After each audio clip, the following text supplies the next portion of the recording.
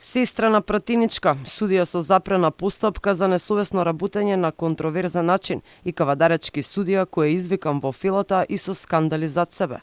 Вака изгледа профилот на кандидатите за нови членови во судскиот совет, за кои денеска гласаат судиите од апелационите подрачја, Врховниот суд и управните судови. Во трката за две столчиња се тројца кандидати и тоа според нивниот профил. Секој од нив е контроверзен и некомпетентен. Наке Георгиев, кој доаѓа од Шипска апелација, е судијата за кого 6 месеци не се разгледуваше преставката за несовесно работење, за на тајна седница колегите да одлучат дека тој нема одговорност. 10 штипски бизнисмени бара утврдување одговорност за несовесното работење на Георгиев за периодот кога тој шефувал со апелација. Не само за него, бизнисмените барале одговорност од уште тројца судии за иста работа во истиот суд. Останатите судии добија шут од советот, но не и Георгиев. Тој е во трка за повисоко столче во судскиот систем.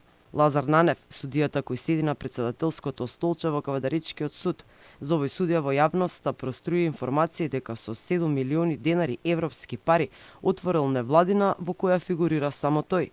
Нанев беше и председател на единствената комисија за проверки на АКМИ системот на Министерството за правда во 2017. Од таа позиција е повлечен, но затоа пак не се откажува од хонорарот на Фудбалската федерација на Македонија. Тој е делегат на ФФМ минатата година во друштво со обвинителката Фатиме Фетај и тогашниот министер Топанчевски следеа надпревар во Италија на државна сметка.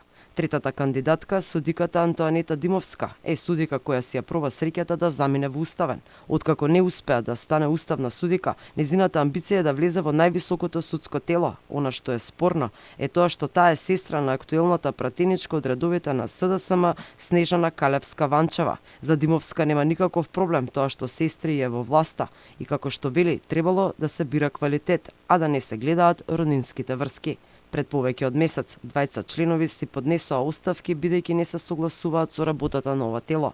Иако меѓународната заедница, судскиот совет го прогласи за нелегитимно тело, тие одлучија да се екипираат со нови членови.